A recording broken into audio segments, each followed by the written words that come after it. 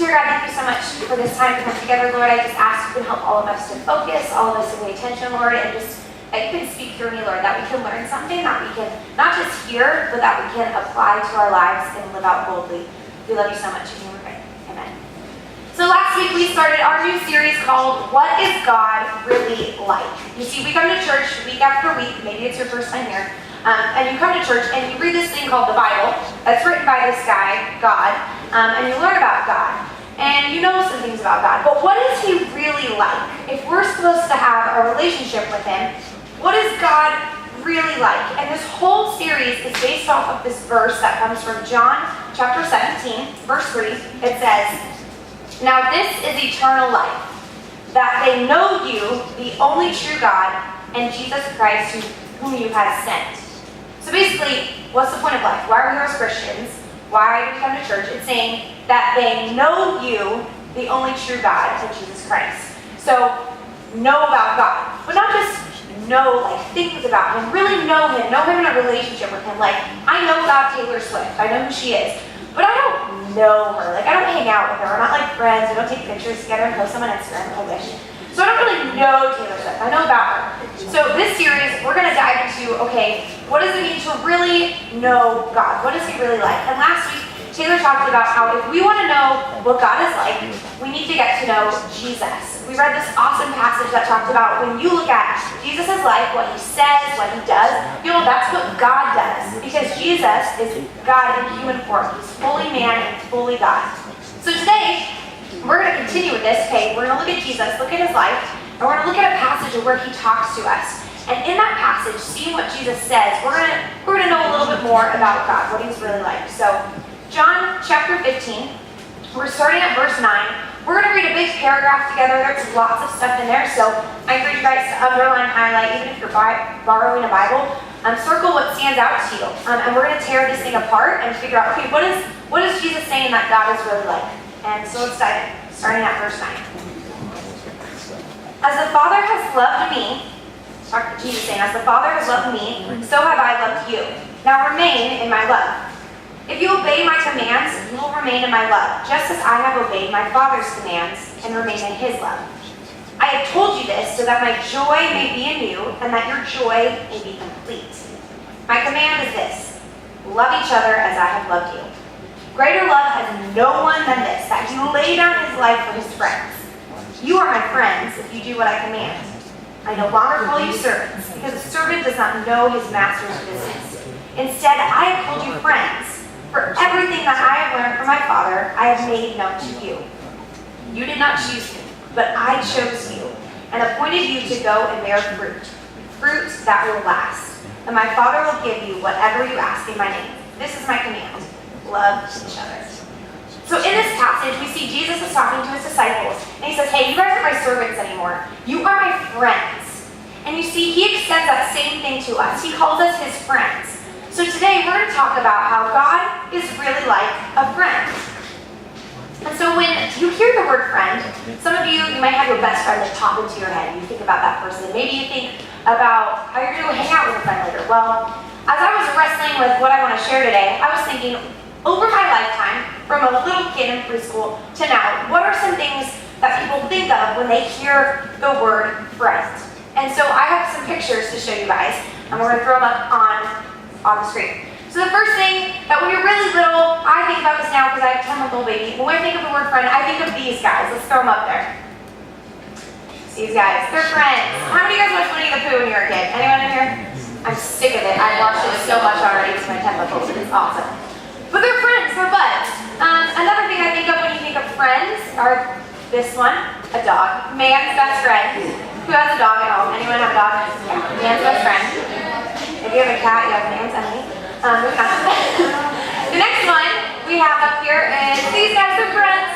We all watched the movie. I cried. They had like their argument. They were like, no, don't leave me. We're friends. Actually, we're family. You know? And they found Nemo was awesome. They're friends. They do stuff together, like find their kids when they lose them. Other thing I think of when I think of friends is your Instagram likes. When you get a like on Instagram, you're like, people follow me. I have friends. They like my photos. If you're a little bit older, the older generation, I don't know if any of you guys have have this. The next picture is representing Facebook. I know. When someone follows you on Facebook, guess what they're called? Your friends. I have 1,032 friends online. Instantly, like 1,032 friends. I'm so cool. Those are my friends. Yeah. Some of them I don't really even know, but that's okay. We're friends, so whatever. Another thing I think of when I think of friends is this. I think of people that are in weddings. These are all my bridesmaids. I had so many, because I have lots of friends. So people who are in weddings, groomsmen. I was in a wedding on Friday night. Those typically are people that you like, that are your friends. You don't just like ask random people on the street to be in your wedding. Maybe. You can try it. I don't know how it'll go. Another thing I think of friends, I think of like Pinterest quotes that are like, every brunette needs a blonde best friend, you know? You see those? People post them on their Instagram, their BFF. You get, the girls feel me, right? You feel me, those quotes, and you're like, oh my gosh, friends forever. But if you're a guy, this is what I think of guys. This is what guys do when they're friends. Yeah? Sweet. See, I think the only thing my husband does with his guy friends is play video games. And you know what's weird to me? Sometimes they choose not to actually play in the same room together because they want to play online. So I'm like, we're not even with each other, but they're like, it's the best thing ever, we're playing online. So all those things, let's bring it back. I know it's so exciting. You're all like, awesome. All those things are things we think of when we hear the word friend. But today, I want to tell you something very important. And that's the first thing that you need to understand, and the first thing that you need to write down, is that God is not like any other friend. God is not like any other friend. You see, if we compare God to our earthly friendships, we might be like, yeah, cool, he's not good. But we also might be like, wow, that's a little bit of a disappointment. Because we've all been there, we've all gotten in arguments with our friends. Some of us, our friendships have broken, have ended. But our earthly friendships, they're flawed. Because we're sinners. We make mistakes, we mess up, we're not perfect. But the reason God is not like any other friend is because He is the perfect friend. That's the next thing to write down. He is the perfect friend. Capital T-H-E. God is not like any other friend because He is the perfect friend. I want to explain what this means. So the word perfect means without sin. Jesus, when we look at the life of Jesus, that's how we know what God is like. Jesus here on earth was perfect. He was without sin. In 2 Corinthians 5, it says, God made Him, Jesus, who had no sin, to be sin for us. The whole reason Jesus came to this earth is to live perfectly and take on our sin because we make mistakes every day. So He's literally the perfect friend because He's perfect, but He's also the perfect friend for you. He's the best friend that you could have. He's going to be better than any friend you ever have here on earth. And today, I want to prove to you guys why He is the perfect friend. The perfect friend that is sinless, but also the perfect friend for you. So today, we're going to just go through 4 points of why He's the perfect friend. I could give you a list of like a billion reasons why Jesus is the perfect friend, but we're going to talk about 4 very important ones. We're going to talk about how we have our earthly friendships that, oh, they kind of do this stuff for us, about how Jesus does it perfectly, and that's the perfect fit, the perfect friend for you. So, are you guys ready to dive into these 4 things? Yeah? Are you still awake? Yeah? Okay, cool. So our first thing is why Jesus is the perfect friend for you is because He picks you. It's your first thing right now. He picks you.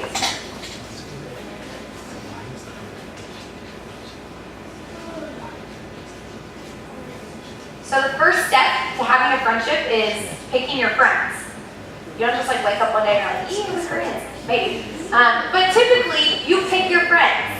But let's be honest. There's a lot of different reasons why people pick friends. Some of these might apply to you, some of them may not. But generally, when you look at the world, there's a long list of reasons why you pick a friend. And the first one, if we're being completely honest, sometimes people pick a friend based off the first impression on how someone looks. Their clothes, their shoes, their hair. If they look cool, you know what? I'll be friends with them. That's one reason. Another reason someone may pick someone for a friend is their hobbies. If you're on like the same sports team, you become friends because you have something in common. Maybe you play music together. Maybe you're into the same kind of stuff. So because of that, you have that in common. You become friends. Hey guys in this corner, another reason why you guys would pick a friend, it's a huge one, it's a really big one, is their personality. Like if you don't like their personality, you're not going to choose to be friends with them. But also, you kind of want someone whose personality works well with yours. So for me, when I pick friends, I want a friend who can have like deep conversations with me. But I also want a friend who's willing to be like the weirdest person ever in public and not care what anyone thinks. Because I don't want to be bored. I want to do weird stuff together. And so that's what I look for in a friend. I look for silly people, but I look for people that can have deep conversations. And so those are the kind of friends that I'm like, we're going to be so close. Their personality, that's a big deal.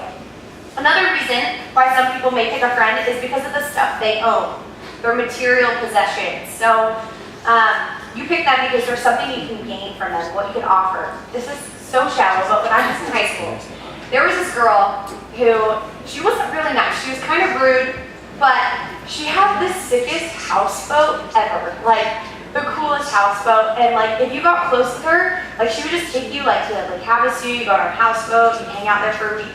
And it was like so much fun. So this girl was kind of rude, a little bit mean to people, gossip all the time, and I was like, oh, whatever, I want to go on the houseboat. So I tried to be friends with her, not because I liked her, but because she had this sick houseboat and I had never been on one before.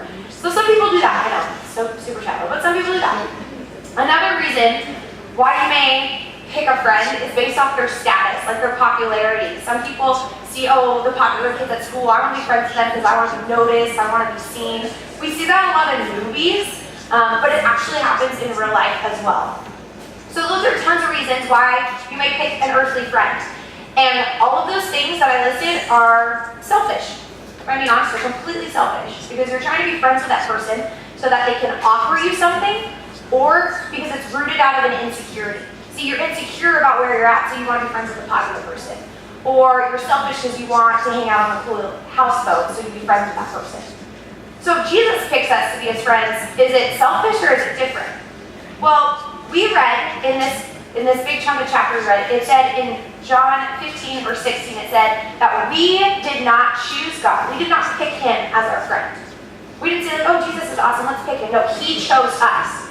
And what's crazy is he didn't like choose us because we're awesome, because we're cool, because we play cool video games, because we have a cool hairstyle. No, he picked us. It says here in this verse that we're going to throw up on the screen, it says in Romans 5:8, but God demonstrates his own love for us in this. While we were still sinners, Christ died for us.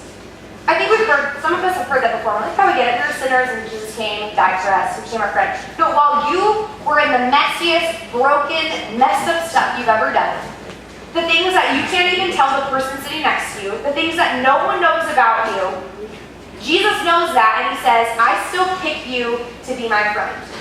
He picked us not because of what we wear, not because of what we do, not because of what we accomplish, but because he loves us. It says in John 3:16, the verse that people have tattooed on them, or they have on bumper stickers on the car, God so loved the world that he gave his one and only son. It's because we are his creation, we are his beloved, we're his children. It has nothing to do with what we look like, what we do. It's because of whose we are. That's why he picks us. And there's this crazy story in the Bible. It's in the book of Mark, and there's this man who is possessed by a demon. And that's a pretty scary thing. I mean, if I'm picking a friend, I'm not going to pick that guy. I don't want the guy who's possessed by a demon. I don't think I can handle that. And he's kind of been isolated by everyone. They chain him up near the tombs to keep him away from people. He probably hasn't had a normal conversation with someone in a really long time. No one wants to be his friend. Well, in the Bible, in Mark, it says that this man, night and day, he was among the tombs in the hills. He would cry out and he would cut himself with the stones. And then he saw Jesus from a distance, and he started running to him, and he fell on his knees in front of him, and this man shouted at the top of his voice and said, what do you want with me, Jesus, Son of the Most High God? In God's name, don't torture me. Because Jesus had said to him, come out of this man, you impure spirit. And Jesus asked him, what is your name? And the man said, my name is Legion. You know what's crazy? I read that, it's like, okay, cool, we see this awesome thing happen. God drives out this demon from this man, but more than that, we see God extend a hand of friendship to someone who no one wanted to extend a hand of friendship to. I mean, he's possessed by a demon. And he probably hasn't had a conversation with someone in such a long time, and Jesus says, hey, what's your name? Imagine, that's probably been years since someone has asked him what his name is, or even how he's doing. You see, there's things in our lives that we feel like may possess our life, the things that we're going through, the things that we're struggling with, and Jesus still says, hey, you know what? I'm going to extend my hand of friendship to you, even though you're going through all this stuff, even though you have all this sin in your life. I still pick you. It's completely unselfish. And that's why he's the perfect friend, because he picks you. And the second reason he is the perfect friend for you is because he understands. He understands.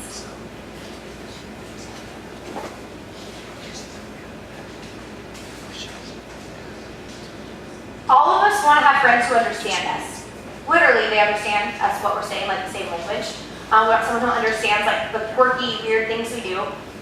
But if we're being real, we also want a friend who understands what we're going through. Everyone's going through something. Life is messy. Sometimes we have great moments. Sometimes we have really, really crappy moments. And we want to have a friend who can understand that, can be there for us. We want friends who can understand the pain we're going through, whether that's a parent's divorce, a death in the family, struggling with loneliness or rejection. We want a friend who can understand that we just need them to be with us, to maybe eat a bowl of ice cream with us, to give us a hug. But we also want, that's what I need when I'm going through something tough, I need someone to sit and eat ice cream. But we also want friends not only who understand our pain, who can understand what we're struggling with. We don't want to be judged. No one likes being judged, so we want to have a best friend who understands what we're struggling with. Whether we're struggling with our looks, with our confidence, with pornography, with anxiety, whatever we're struggling with, we want a friend who's not going to judge us. Well, Jesus, he is the perfect friend for us. Because in Hebrews 4:15 through 16, I think I have it up on the screen, we can put it up there. Hebrews 4:15 says, we do not have a high priest, talking about Jesus, who is unable to empathize with our weaknesses. But we have one who has been tempted in every way, just as we are, yet he did not sin. And it continues, let us then approach God's throne of grace with confidence, so that we may receive mercy and find grace to help us through our time of need. So this verse here is saying that Jesus, he understands what we're going through when we struggle with something. He's been tempted in every single way. There's a story in the Bible where the devil, he comes and tempts him. He tempts him in 3 different ways that cover everything you could be tempted by, spiritually, emotionally, physically. He knows what we're going through when we struggle with things. We also see that Jesus knows what we're going through when we're dealing with pain. There's a story in the Bible about Jesus' friend named Lazarus. And Lazarus, he dies. He's the brother of Mary and Martha. And Mary, when Jesus comes to them, Mary's like, Lord, if you would have been here, my brother wouldn't have died. Like, what are you doing? And the Bible, it says right here, it says, when Jesus saw her weeping, he was deeply moved in spirit and troubled. I think sometimes we think God is like this robot person just up there, like, watching what we're doing. We forget that he has emotions, that he has feelings. See, if you continue reading this story about Lazarus, the shortest verse in the Bible says Jesus wept. Jesus understands our pain. He experienced pain here on earth of losing a friend. It's awesome when you continue reading the story. He has the power to bring him back to life, and he does. But he understands what we're going through. He understands our pain. But what's even crazier, your friends, they may be able to understand what you're going through, your struggles. They maybe understand your pain. But do they understand you fully? Do they understand you better than you understand yourself? Because Jesus does. Because he knows us fully. He created us. He knows how many hairs are on your head. The things you think that you don't say out loud, the things you think that you don't even know why you think them, Jesus already knows that. He understands you better than you know yourself. And that's the second reason why he is the perfect friend for you. And the third reason why he is the perfect friend for you is because he sacrifices. He sacrifices.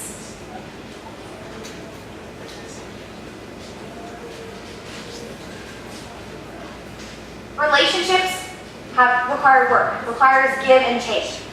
So when you have a friendship, you sacrifice things for them. You sacrifice your time. You could be at home playing video games, you could be watching Netflix, you could be doing something else, but you sacrifice your time to hang out with your friend.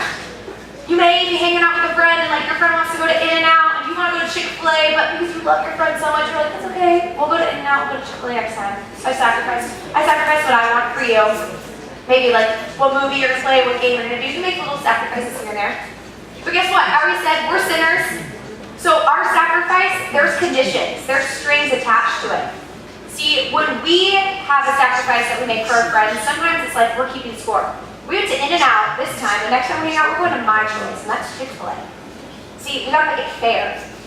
And sometimes we show our love and our sacrifice for someone based on how close we are. So like this girl's my BFF, so I'll get up anything for her. This girl, we're like kind of cool. We like hang out at school, so maybe I'll sacrifice for her, depending on how much I like know them, how much I love them, how good our friendship is.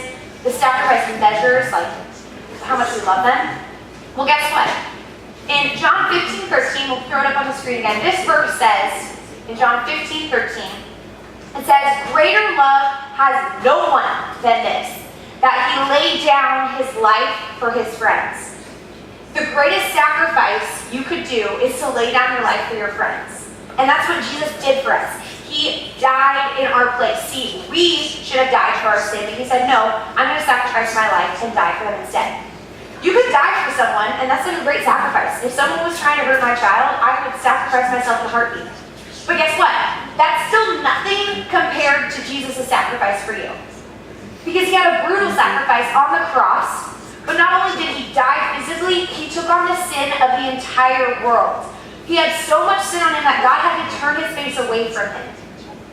You guys, everything you've ever done wrong, everything you're doing wrong right now, and everything you're going to do wrong in the future, God took that.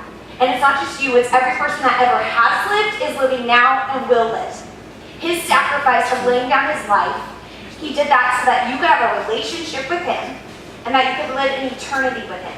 That is the greatest sacrifice, and he does that even when we sin, even when we mess up, even when we turn away from him.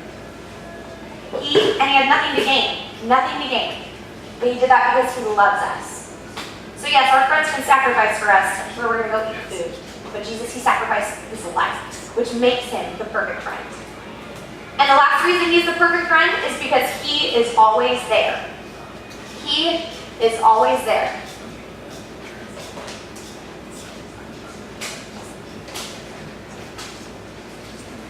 So when I was thinking through this point, this cheesy quote, because I look on Pinterest a lot.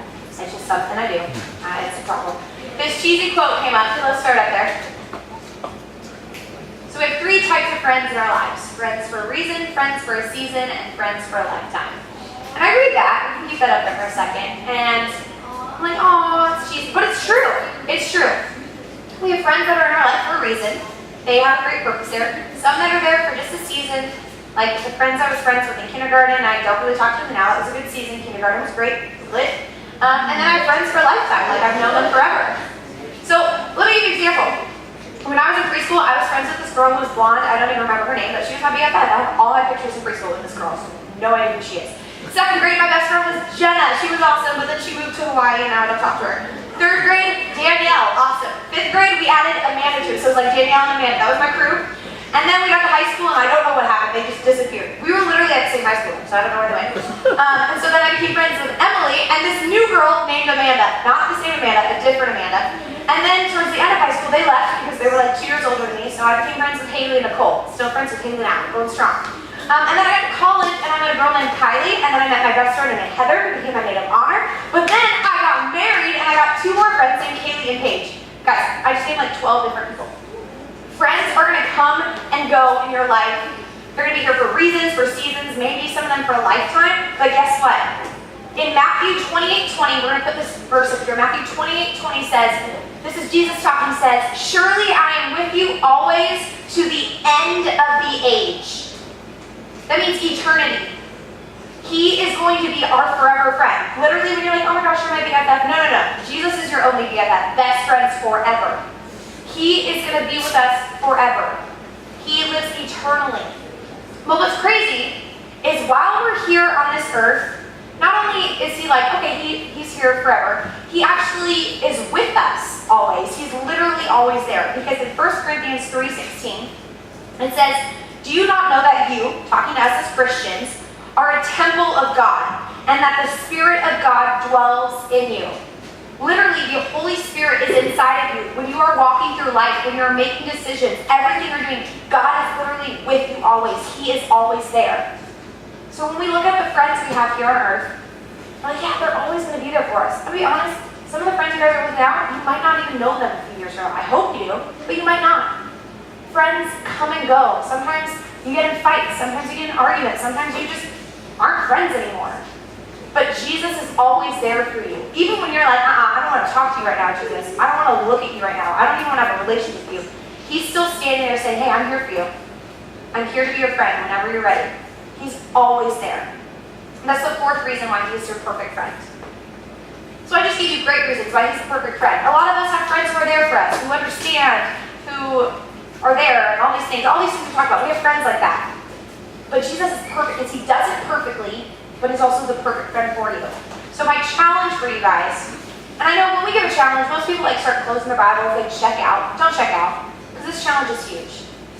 Ask yourself, how am I investing in this friendship? How am I investing in this friendship? Because we talked about it. We said a friendship, it has two people in it. Jesus is the greatest friend, but do you have a friendship with him?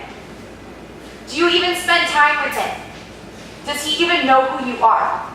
Does he know what you're struggling with, what you're going through? When's the last time you talked to him? And guess what? When you start out friendships, I get it. It's awkward. It's weird. You're like, I don't know what to do. We're supposed to talk to God. We're supposed to pray. What does that mean? Friendships are awkward at first. But guess what? Jesus is the perfect friend because he's perfect. And he's the perfect friend for you. That even if it's weird and awkward at first, he's the perfect one for you to start a friendship with. There's this awesome quote that says, you are the average of the 5 closest people around you. So you guys understand averages. In math, you take 5, you add it up, and then you divide it by 5, you get the average. So if you look at the 5 people closest to you in your life, you're the average of kind of their personalities, their morals, their decisions. Well, my question is, if you're a Christian, someone who wants to be Christ-like, is Jesus one of those 5 closest friends? Is he your BFF? Is he someone that you're investing a friendship with?